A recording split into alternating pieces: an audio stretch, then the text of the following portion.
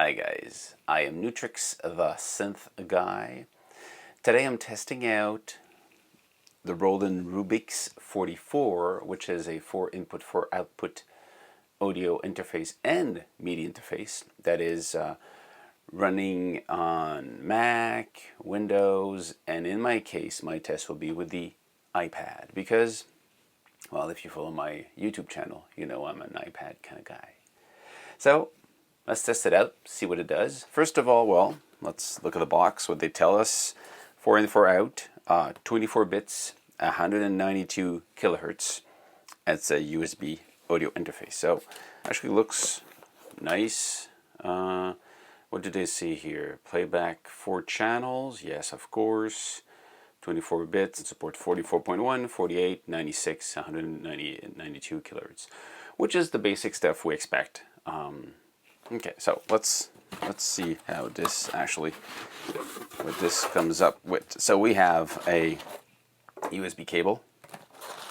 We have a power supply. Okay. So let's take that out for now. What do we have else? We have in the box, there's a manual.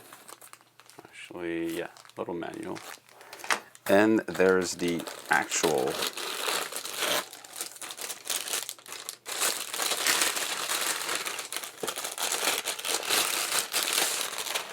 Roland Rubix, the Rubix44. So this is actually, this looks good. It's just and it's very, it's heavy. It's all metal. So the build is really nice. I'm just going to play around with the knobs and the buttons and the switches. And these are very, they're stable. They don't wobble. No, that's it. Very little wobbling. Not to say not really. So really. The build is nice, and when you turn it, it's stiff. So you need to to move it. It's not flimsy, and yeah, everything feels well built and solid. Okay, so that's cool. First thing, let's get rid of the box now. Okay, so what do we have here? We actually have combo jacks inputs, so you can have a 1/4 inch, an XLR. And it can support the first one, IZ, so it can support instrument level or the normal line level and mic level. So you can switch between that. And then there's a 48 volts of the phantom power. Possible, I think, on the second one. We'll look at this. And we have a compressor limiter, part of this for recording. So not to clip the inputs, so you have this as you can turn it on and off, and you've got the same thing over here, high Z and 48 and compressor again. So this is 2 blocks basically. The block 1 and 2 and 3 and 4 are basically the same, they're copied over. Then you've got the direct monitor 1 and 2, 3 and 4, so you can listen directly 1 and 2, 3 and 4. You can be in mono if you want to, depending on what you're putting inside. If not, 1 and 2 will be by default stereo. You got a volume for the output at the back, which is a where's the output? You've got output on 1, 2, 3, 4. Oh, and this is interesting. All these other here. Okay, let's go back here. And then you got a separate volume for headphones. So if you connect your headphone at the front, you got a separate volume than the output at the back. So the output could be sent to something else. Let's say a mixer, while the headphones have their separate volume. So interesting. Actually, it's pretty heavy. What you have at the back here, you have the power on or off. You have USB. So you got 2 things here. You can have power using the adapter. Can we work the power off the USB? We'll have to check it out. I know that the 22, the smallest one, can run off the USB power. I don't know if this one can. We'll check. Midi in and out. And I gotta say, that is one of the reasons I'm curious about the Rubix44, because if you run an iPad for making music and you use it as your sequencer and you have external hardware to trigger, you're looking to have Midi and audio that you can record and play back in your iPad. And today, what you find on the market is mostly just MIDI or just audio. There's not a lot of interfaces that includes audio and MIDI in one single box. And because the iPad only have one connect, of course you can have USB hubs and all that, but let's say you just want to connect one box and run with it. This is one of the interesting boxes to actually try it out.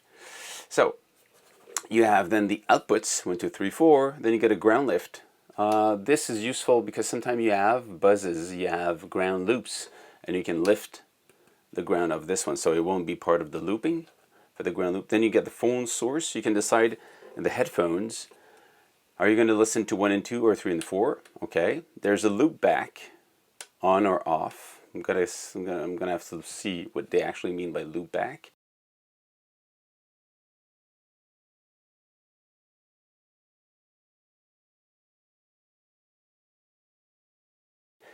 There's a compressor here. You can actually select compressor 1, compressor 2, or limiter. So there's probably 2 types of compressor, depending on the speed or the type of reaction it will have.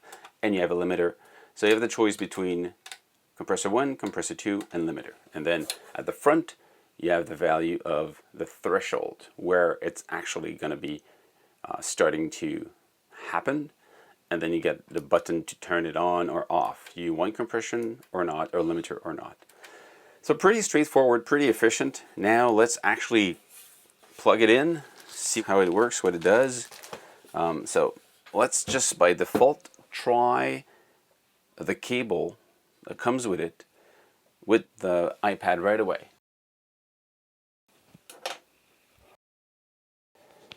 USB out. Connect into this thing here. Turn it on. No. It will actually need power from the outlet. Let's connect that into the DC in. And it's down. It's on. It's actually on. Get the light here. It shows you that you've got power. IZ. So when you turn it on, you see the information running here. The information right away. You've got the information. Okay.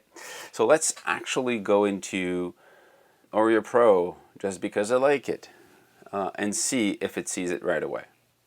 Midi Rubix. It sees the Rubix as a Midi interface right away.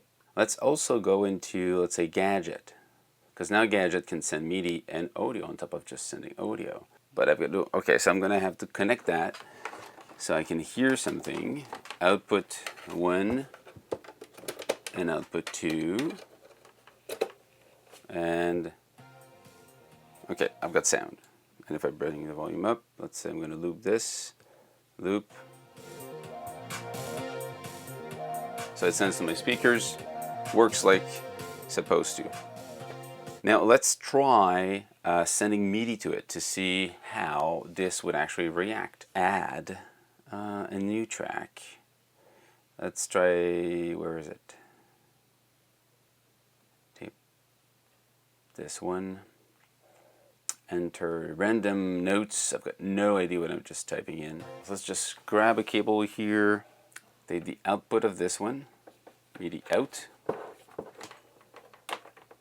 And I'm going to connect. This is sending Midi. Setting, I'm sending Midi. Ah, Rubix, here we go. That's it. I'm playing the JV2080. If I change my sound here. So if I go back here and I press play. Not a good song. Okay, but basically means that if I turn the RPD shooter.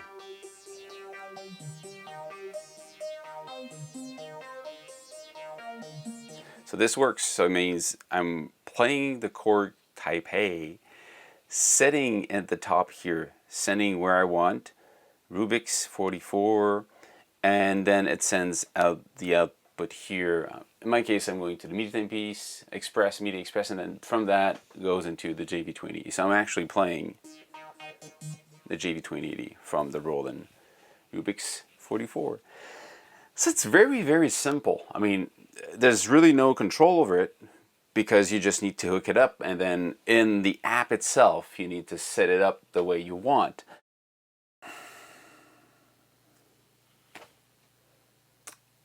I did what I should never do. I did start to actually use the Rubix44 without reading manual. And I know that everybody does this. You start using the gear, you say, I can understand this, I've been doing this for years, and blah, blah, blah, and blah, blah, blah.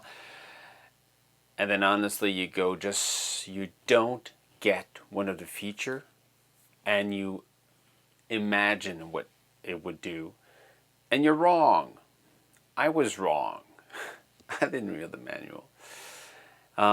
In the first video, when I do a quick review, at one point I just talk about the loopback features, not even knowing what the loopback is. And after doing everything I did to try to understand how to actually use it to do recording without feedback, I finish my video, I do the editing, and then I say, well, let's look at the manual if there's any more information. And then look in the manual, and there's my answer. So read the manual. Go ahead. It's one of your best friend. For more information about this, watch the next video. And for now, well, hope you had some fun and learned some stuff. See you next time. Cheers.